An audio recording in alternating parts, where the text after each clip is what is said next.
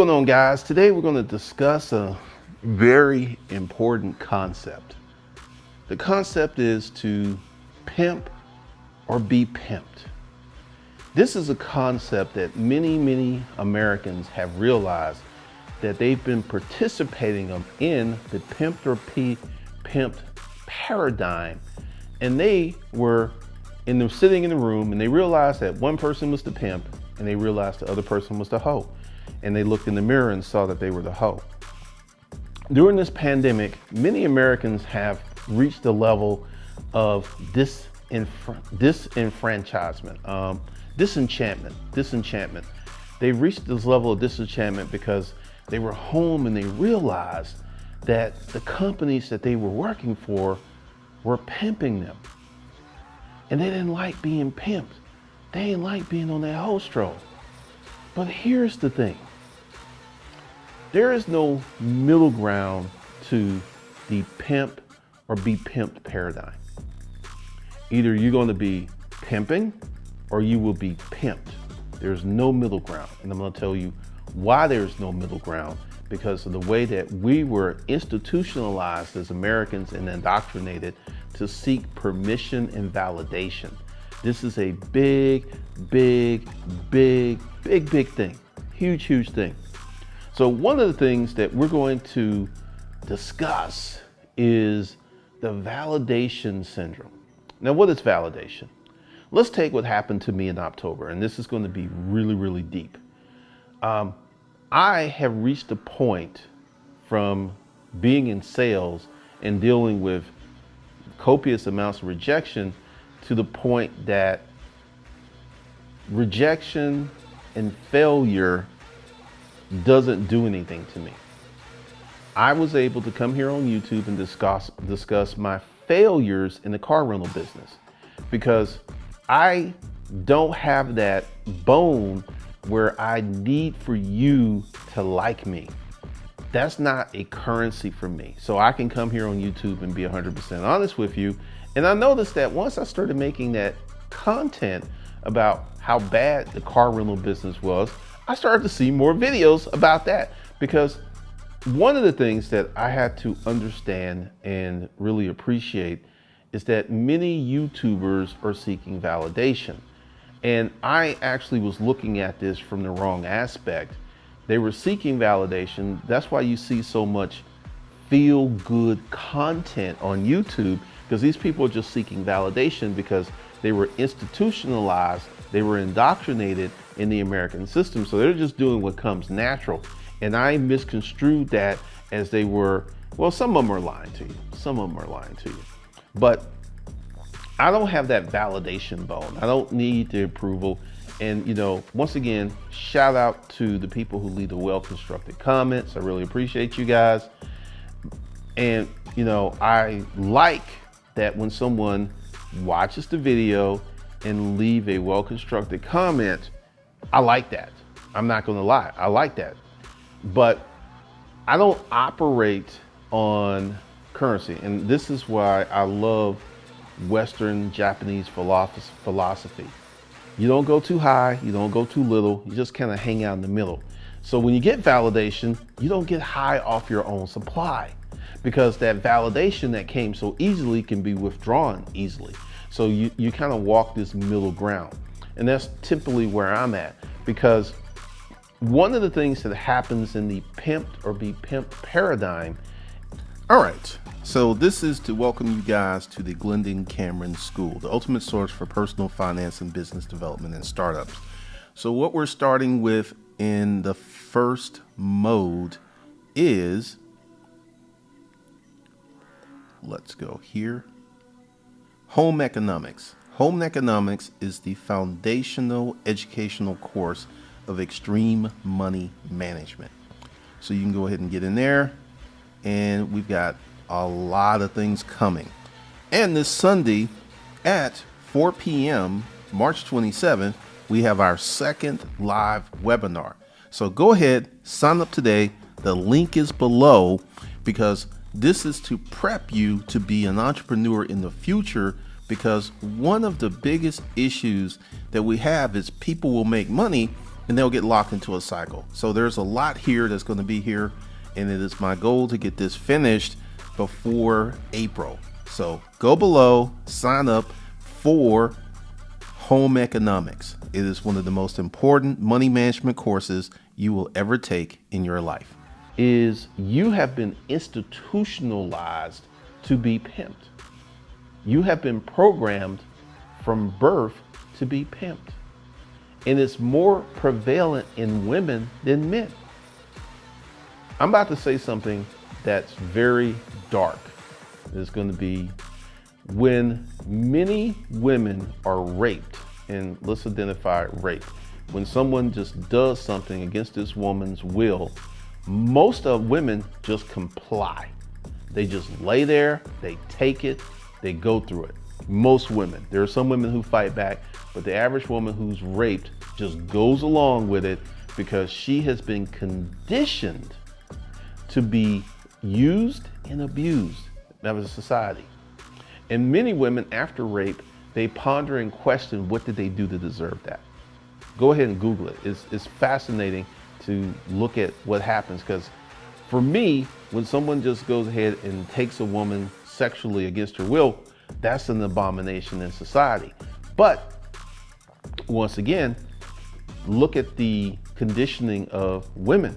Women have been conditioned to be pleasers. Women have been conditioned to be accepting and accommodating. So the pimping paradigm is more prevalent in women.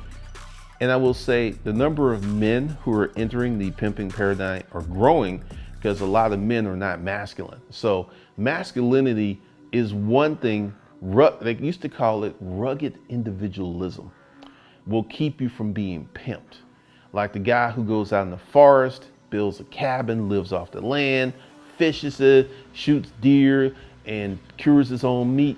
This guy is very hard to pimp because he's a rough and rugged individualist. But let's talk about what has happened during the pandemic. Americans reached a level of disenchantment, and they realized, hey, my job is pimping me. And they realized that. But I have a question for you. You've come to the realization that you're participating in a pimped or be pimped paradigm. You're sitting in a room and you realize that one person in the room is the pimp, and you realize that one person in the room is the whore. And you look in the mirror and you see that you're on the whole stroke.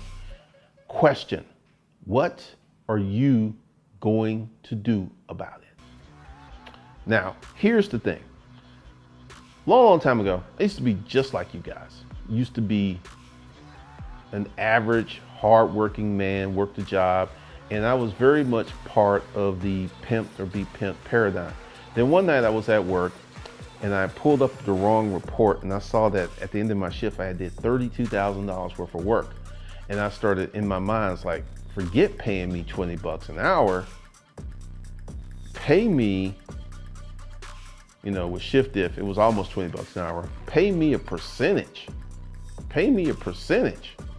And I became very disenchanted. And this is before my tumble into homelessness, where my income actually went way lower. It went way lower. And I began to understand the relationship, because see, I knew at that moment I ran that report, I was being pimped.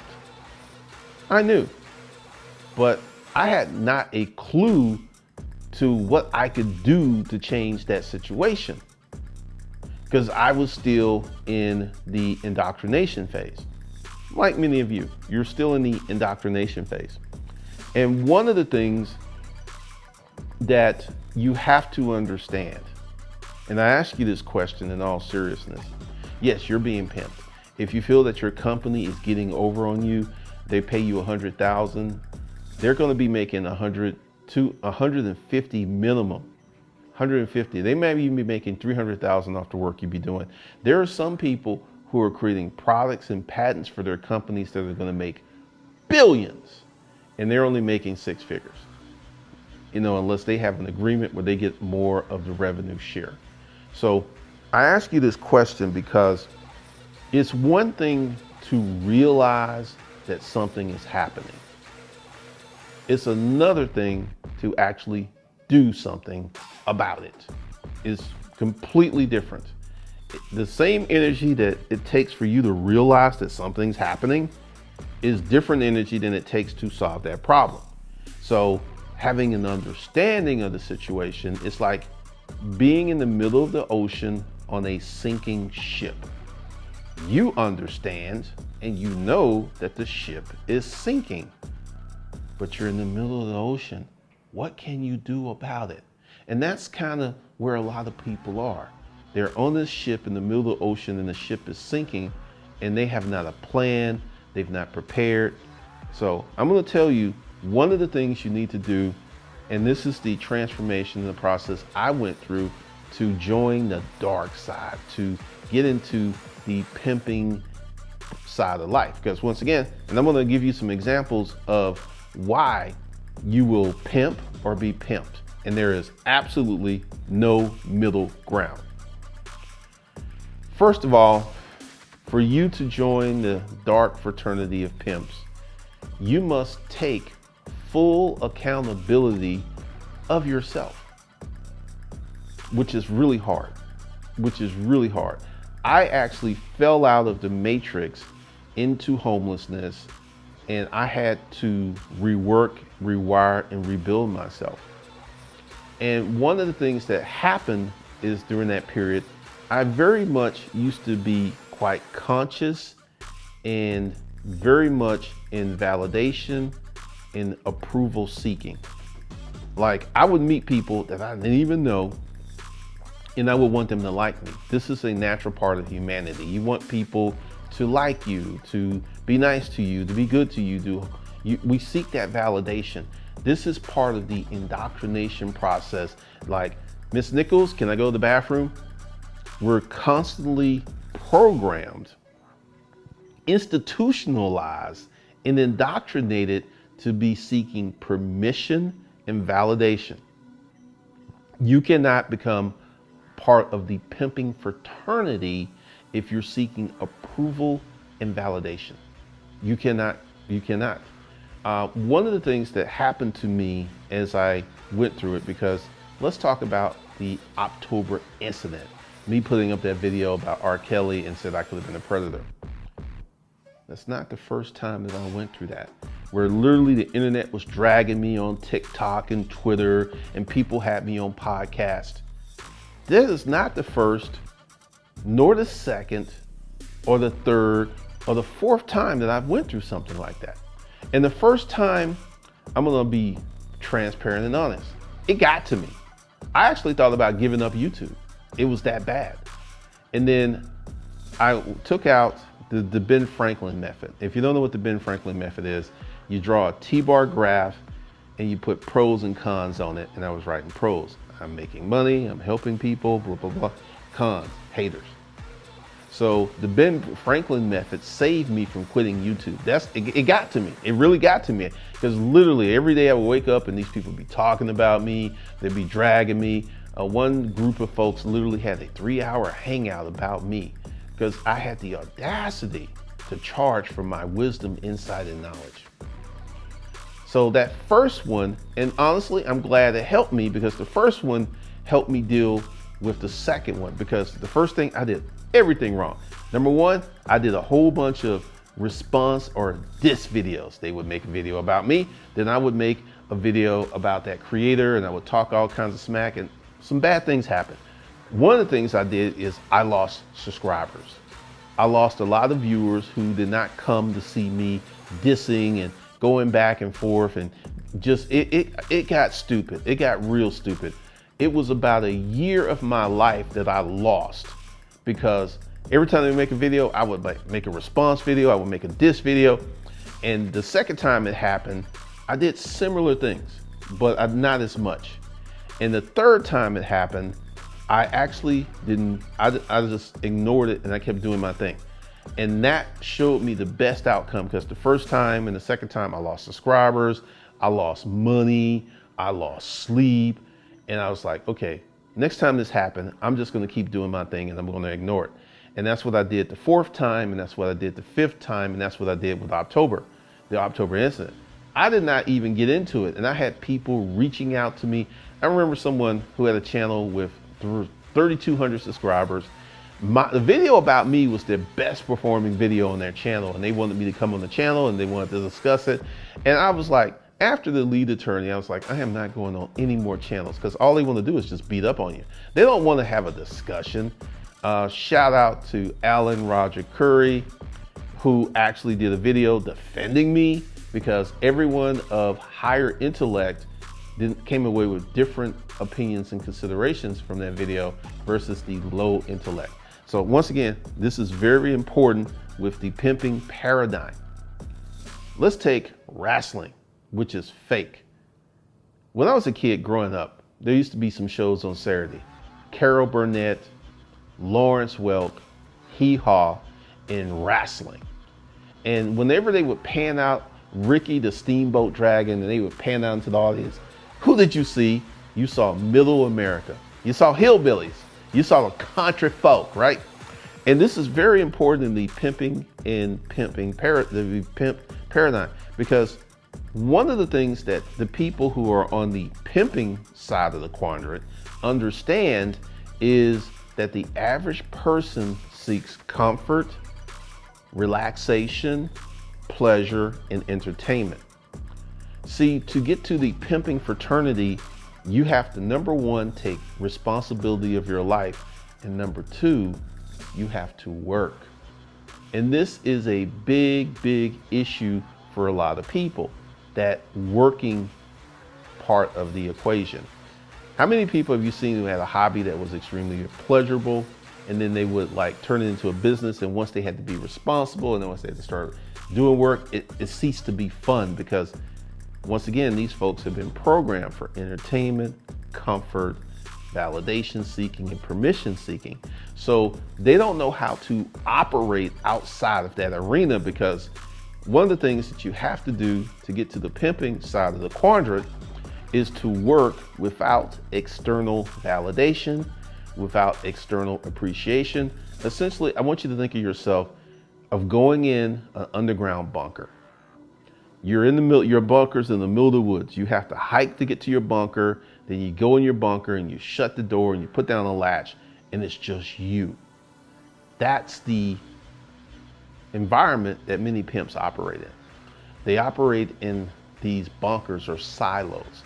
And for the average person, that is hard, because they've been indoctrinated and groomed to seek validation, permission, comfort, and entertainment. So when they get in an environment where all that's gone, it's very hard for them to operate and perform. And this is why so many people are pimped. And I'm going to give you an experience, a few experiences of what brought me to the pimping side. First of all, my first successful company. My boss didn't want me to do it, and I didn't make $250,000. And I understood that there was money going against the grain, because if he had found out what I was doing, I would have gotten fired, because he told me explicitly not to do it. But at that point, I was out of the permission seeking business. I did not seek permission, because when I got to business environments, I was on a mission. You know what my mission was? I am never getting laid off again. So I went into these companies not to give, I went into these companies to take, which is very much pimperish behavior. So when I had got to business environments, I was halfway rewired. I was like, you telling me not to do it? I can make some money. I'm doing it, player. I'm doing it. So I did it. And then when I got in the storage auction business, I learned very quickly that being the apex predator and being the guy who would bid against anyone was very much in the best interest of my wallet. I had a few friends, but a lot of people couldn't stand my ass. So I was kind of like the villain. And this is something else. If you ever hear an actor talk about playing the villain, they love it. It's so much fun, because there's so much freedom and license in being the villain. And then when I came to YouTube, this is a third lesson, because my natural predisposition is to be a generous person. And this is one of the things that solidified my move to the dark side. 2016, I started giving away a bunch of courses. with the erroneous thought that if I gave courses and the people took the courses and they made money, that they would spend more money on my higher end products. It didn't happen. And I'm gonna tell you why it happened. First of all, the people who were signing up for my courses, like 95% of them, did absolutely nothing with my courses. If they had opened the courses and did the exercises, and so they would have made money. Why did these people who got valuable courses did not do anything with these courses? The final pimp lesson for me. Diamond Dave put up a post that I very much agree with, and it was a very good analysis. When you go to the doctor, you can't see the doctor without paying for the doctor. And since you have to pay the doctor, okay, you respect and do what the doctor tells you to do. After my heart attack, I did not question my cardiologist. I did not question my kidney doctor. Whenever they tell me to do something, I just do it because I respect their position, because I have to pay them to see them. I cannot see them. I cannot chat on the phone for free with them. Every time I see my doctors, I have to pay them. So there's an inherent respect.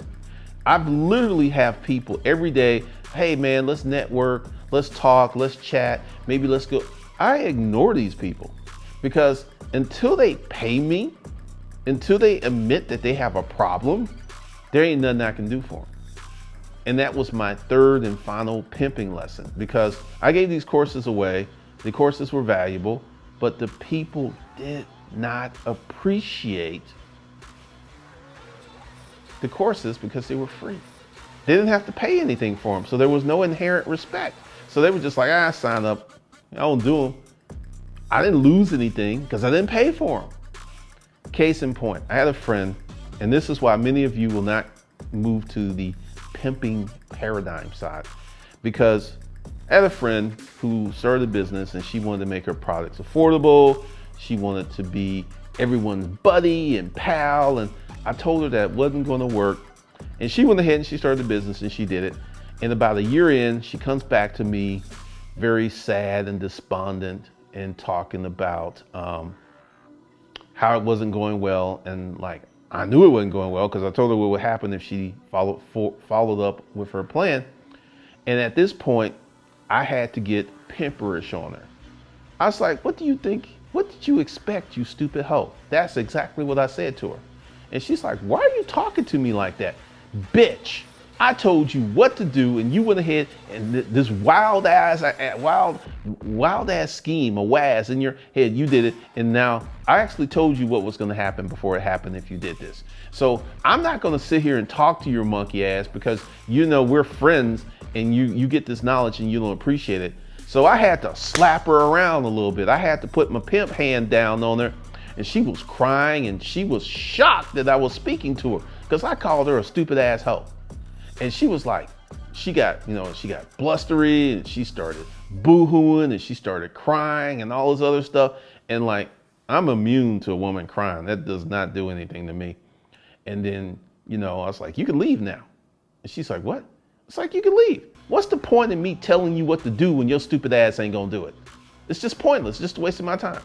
So she leaves and I don't hear from her. And about 3 weeks later, she texts me and she's like, I want to talk to you. And I'm like, what do you want to talk about? Because if it's about business, I ain't talking to you because you don't listen. And she's like, look, how much would you charge me to help me? Going back to Diamond Dave's post, she understood that she had a problem. She was willing to admit that she had a problem. And I was like, it's going to cost you $10,000.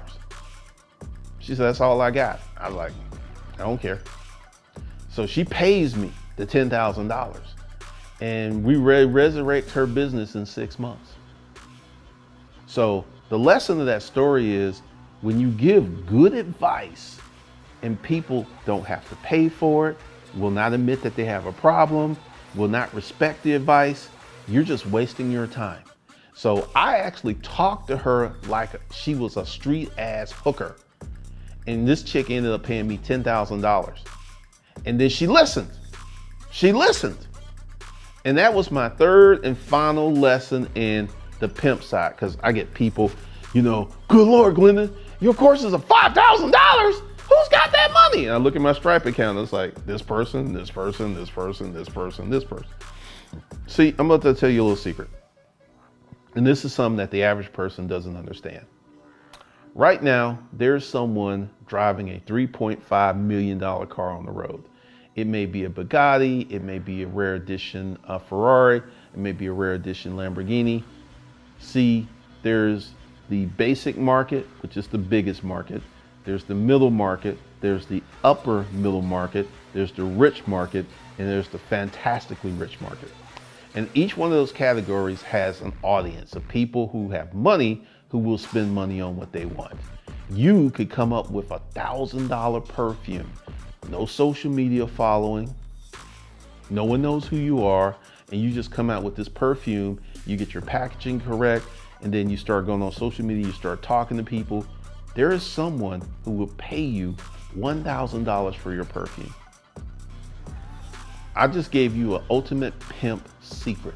I just gave you some pimp insights, knowledge, and wisdom. Because this is why I don't worry about prices. Now, in my current course, Home Economics, I'm going to tell you the plan with that. Because once again, I am not afraid to fail. And this is like maybe one of my superpowers. This is why the whole thing in October didn't affect me at all. I mean, honestly, I did not feel any ramifications financially, socially from it. My girlfriend knows about it. She saw it and she's like, these people are crazy. It's like they're taking everything you said out of context. So it didn't really impact me. And I got a comment, and the comment I put up in the beginning was talking about, as I've gone through it, after the first time that I got dragged by the internet, I've learned how to handle that. And I'm about to say something that's going to be very pimperish. If you cannot deal with people talking about you that you don't know, you're not ready to be successful. Because the inherent, just you being successful, like you could be living your life, you can donate to charity, you could be a really good person, but because you were successful, there will be people who will hate you. There will be people who will not like you. There will be people who would drag you, go after you, lie about you, make up stories about you. So if you can't deal with people talking about you, you ain't ready to be successful. If you're gonna lose sleep because someone who's a stranger, someone you don't know, someone who doesn't really matter in the grand scheme of your life is talking about you, you are way too sensitive. You really are too thin-skinned to be successful. Just to let you know. So failure doesn't bother me. Like I was able to come here on YouTube, spending $400,000 to start a car rental company, and it was a complete and utter shit show. I actually exposed and talked to you about how things weren't going well. I made videos every time someone kept a car, every time someone got arrested, every time someone brought car back damage. I would post up in the community post. I would be honest, open, and transparent with you guys about not doing well. Now, once again, I have moved to the pimp side. I have understood that failure is just part of the process. I understand that. And honestly, I'm going to be straight up. I haven't really failed like that 20 years. I've had what I would call mini failures. Like I would put out a course or something and it would not do well. And then I would learn from those lessons, because like there's a sequence and procedure to creating online courses. There's things you have to do, because like my launch of Home Economics, which isn't it's only $350. I haven't set up a payment plan. I will set up the payment plan for the next phase. But by failing, I've learned how to create online courses. Let me say that again. By failing and learning and taking those failures as paying tuition in the game of business. That's what, Like, once again, this car rental business is $400,000. I'm getting all my money back because I'm not going to pay taxes depending on what I make this year. Because if, yeah, it depends upon what I make this year, because I could dramatically reduce my taxes this year. I'm not paying any federal taxes for last year. I'm getting all that back when I file my taxes. But this year could be a very different animal. I could dramatically reduce my taxes for this year. And then next year I would have to pay my share of federal taxes. Just depends on where we are. But one of the things that I have learned is there are lessons in failure. So I actually seek out failure. I will put out something, I will do something, and I will test it. Like when I did that video, I could have been a predator, R. Kelly energy. That was a test. And honestly, looking at, once again, the dragon of the internet, I didn't even pay attention to that. It wasn't a failure. There are many of you who said that you have come to the channel to subscribe to the channel because of that video. So it wasn't a failure, regardless of what certain people may assume. And this whole notion that I am a sex trafficker, and let's talk about that. Sex trafficking is when you go out and get an innocent girl, get her doped up and force her into a life of prostitution. If you know anything about BDSM, BDSM is rooted in consent. I never did anything to a chick that she didn't want done. So that was just preposterous that would think that I would be into sex trafficking. Some fat, stupid YouTuber actually put that out there. I'm just like, you really are dumb. You're really dumb. You think that I could do all this for almost 15 years and never run into a legal situation. But I had to be sex trafficking. Once again, just another dumb YouTuber. But once again, one of the things that I've come to understand, and this is why, and this is the lessons that you have to embrace if you want to move to the pimp side of the quadrant. Because once again, there's no middle ground. Either you will be pimped or you will be the pimp. There's no middle ground because of the way that we're orientated, indoctrinated, the way that we're set up, the way that we are put together. There's no middle ground. You will respect or be respected. There's no middle ground. So one of the things that people have to understand and appreciate in the pimping paradigm is that you have a choice.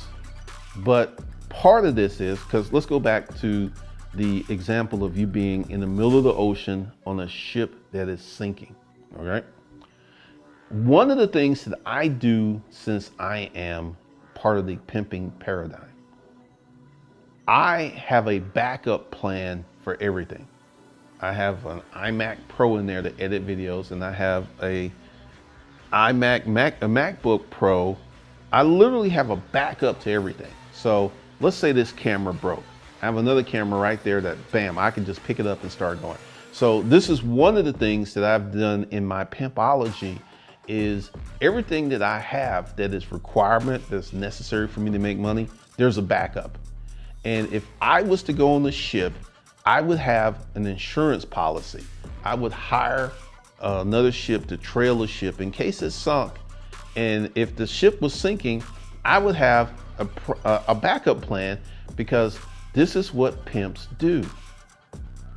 See, the thing is, if you, and this goes back to being 100% accountable, but for yourself, you will have a backup plan.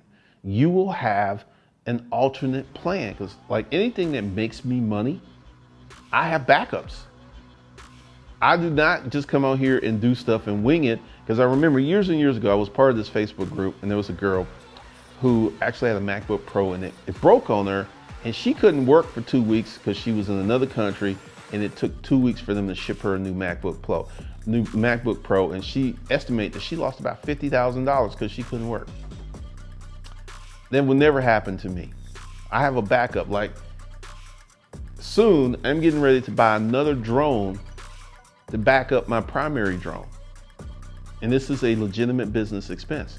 So one of the things that pimps do, and once again, there's a very interesting true life pimp by the name of Sharp.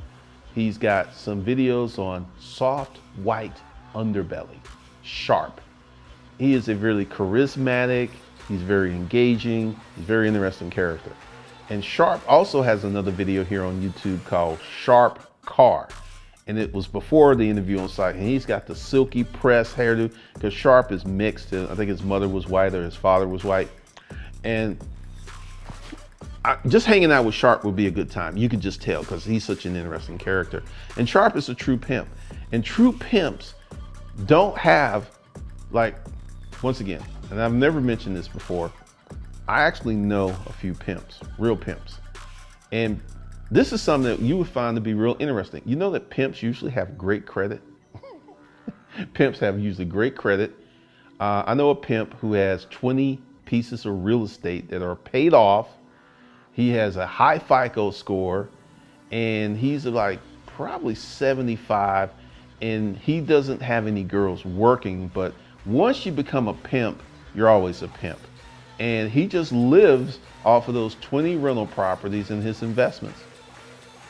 He lives a very lavish lifestyle, very lavish lifestyle. And he married one of his main girls, not getting into that. But one of the things that you have to understand, and we're gonna go back to a question that I asked you. You know you're being pimped. What are you going to do about it? See, like I said, it takes a different level of energy to understand where you are, and it takes a whole different level of energy to actually solve that problem. Because the first thing that I had to do to stop being pimped was become 100% accountable to who I was, where I was, and take ownership. This is why literally everything that's important in my business, I have a backup because I am responsible. There's no one that's gonna come save me if this camera breaks or stop working. I'm just gonna have to get another camera. But the average person doesn't think like that. The average person thinks that someone's gonna come save them, that someone's going to come deliver them, someone's gonna come help them. That's the average person thinking. And this person is seeking comfort, validation, permission, to be liked. You gotta get rid of those four things to get into the pimp quadrant. Because one of my friends who's quite wealthy, he works very hard to have people not know how wealthy he is. He has a car that he drives to meetings. He has a Porsche, he has a BMW. He's got like 7 cars, I think. And you know what he drives to business meetings? He's got a Buick. He drives the Buick to business meetings. And he told me that one of the reasons I drive the Buick is if I happen to run into someone that I will be meeting or they see me driving the car, he says, I don't want them to have it in their head that I can have these cars. And one of the things I have learned from the car rental business is I had a lot of problems because I was renting out these cars to poor people, demo people who saw me driving the Porsche. In their mind, it was like, oh, this is someone I can take advantage of because he has money. Not, oh, wow, he drives a Porsche. What can I learn from him? No. They were looking at what can I get from this individual? And, you know, once I began to understand that, I was like, man, I see why he drives that Buick. Because he says, because people don't know how wealthy he is, it enables him to do deals because people will not just jack up the price because they know he can afford it. So, you know, there's a lot of things that you have to understand about pimping. Because, like, once again, with the October experiment, which basically October, November, December, January, February, March, April will be 6 months.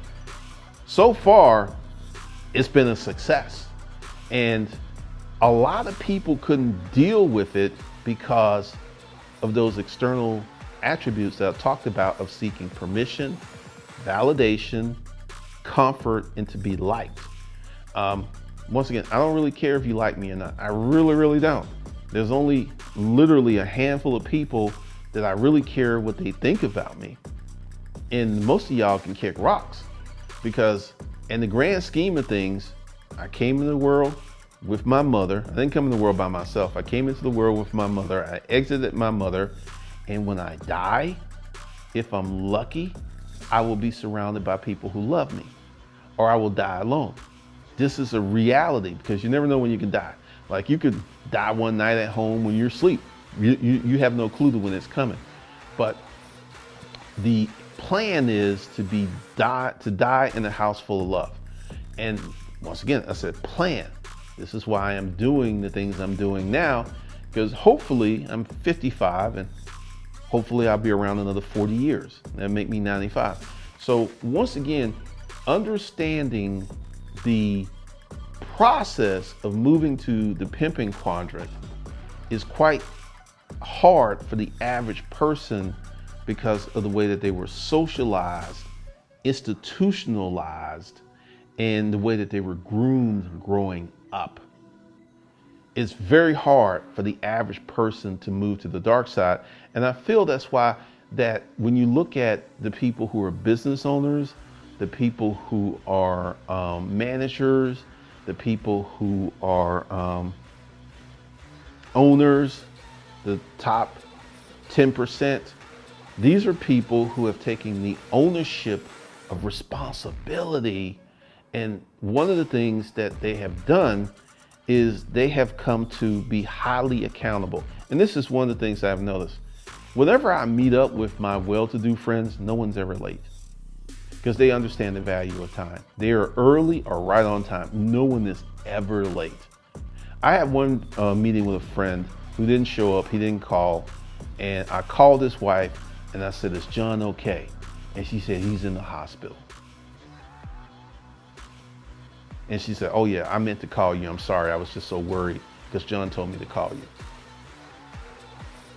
That's typically like when one of my friends of that level doesn't show up, I get worried because that meant that something bad happened. They just didn't blow it off or didn't show up because all my friends are responsible. When they say they give you a commitment, they will call you, they will check up on you. So once again, the average person isn't predisposed to the pimping quadrant because seeking validation, seeking permission, seeking comfort, seeking entertainment. You got to get rid of that stuff. You got to get rid of that stuff because as I do my research and I learn things and I come to different levels of understanding, let's take TikTok. I personally don't consume a lot of TikTok, and this kind of came up in the conversation with other YouTubers. They were looking for me. I'm not on Instagram. I am on Instagram, but I really don't do a lot of Instagram stuff. I'm not on TikTok. I'm not on Twitter because one of the things I've learned is focus your power on things that make you money. And Twitter, like my Instagram account doesn't make me any money. So that's one of the reasons I do not focus a lot of time or attention there. And this is one of the things that pimps are really, really good. Pimps are really good at focusing on income producing activities. Because like my friend that I had to slap around, once I made her respect my advice, going back to Diamond Days, brilliantly posted talking about you have to pay your dollar. You have to pay your doctor. Because one of the things, and this is what, and that was my, like I said, that was my third lesson in the pimpology, that if people do not understand, do not respect you, number one, a lot of those people who signed up for the free course didn't respect the content and they didn't have to pay for the content. So they didn't respect it, they didn't pay, they had no skin in the game. So it is not a surprise now that I can look at the data and it's like, oh, this is why they didn't open up the course. And this is why I don't give away stuff for free. I've got like some people, I think I got an audio book for free that some people find. And I'm like, I ain't really worried about that. But I will never, like my current course, Home Economics, is $350. There is no payment plan. Once again, I've learned my lesson. I have learned that to operate on the pimp side, you've got to be kind of ruthless. You have to be ruthless. And at any moment, Because I got a video on here like why you need to be a motherfucker. At any moment, I can turn on that side of myself. My girlfriend saw that side of me when we were out and someone approached me about that R. Kelly video, and that person left our table trembling because I went off on it. Because see, there's a lot of people who see me do these videos and they think, oh, he's like that. They don't really know me. They really don't know me, because I can switch that on in a heartbeat, because I have learned that that side is very effective in business. And this is a lesson I learned from Martin, which is someone I talk about in the home economics course. And one of the reasons I don't believe in karma, one of the reasons I don't believe in a lot of stuff. But yeah, you're being pimped. But once again, I'm gonna ask you this question. What are you gonna do about it? Because for you to get out of the being pimped situation, you've got to go to full accountability mode. You've got to go to full accountability mode. And how are you going to do that? How are you going to understand, appreciate, and acknowledge that? Because one of the things that I have learned from the moving from the being pimp quadrant to the pimping quadrant is someone got to be the hoe. I ain't gonna be the hoe. I'm gonna be the pimp. And here's the thing. So many people want to be the hoe. Once you get into business and you understand accountability, productivity, and efficiency, you will see how many people who really want to be the hoe, who want to play the role of the hoe, who want to be a team player, because they don't want to take on full accountability. They want nothing to do with full accountability. They want nothing to do with it or have it or engage in it. So once again, if you want to participate on the pimp side of the quadrant, you're going to have to go full accountability mode. You're going to have to get to the point where you don't care what people think of you. You're really going to have to get there, because as long as you're consistently caring about what people you don't know think about you, it is going to hold you back. You're not going to be able to unleash to your fullest potential. You're not going to be able to get there. You're not going to be able to be the ultimate person that you can be. And I will be having more conversations about this, because once again, doing the full analysis that 80% of Americans only make $35,000 a year, it was eye-opening. But once again, when you understand the full analysis of how people have been indoctrinated, how people have been set up, like there's this, the lies. There's this one YouTube commercial that literally starts off, the 20th wealthiest people in America made their money off one or two stocks, right? It's 100% a lie. I can show you the 50 wealthiest Americans all made their money through business. But why is that lie being told? Because once again, Wall Street, the pimp behind that lie, is making billions. So they're going to keep telling that lie, because so many people will not even challenge that lie, because they don't even know that they need to challenge it. They don't even understand that it's a lie. You will be rich. You will be rich if you invest. You will be rich if you invest. It's told, it's whispered in your ear. It's on every billboard. You go to the bank, wealth management, you're consistently told to invest. And you investing $300 a month will not make you wealthy no time soon. But millions of people investing $300,000, $300 a month makes Wall Street billions. Billions. But once again, people don't know this. So let me know your thoughts and opinions in the well-constructed comments, and I will see you guys in the next one.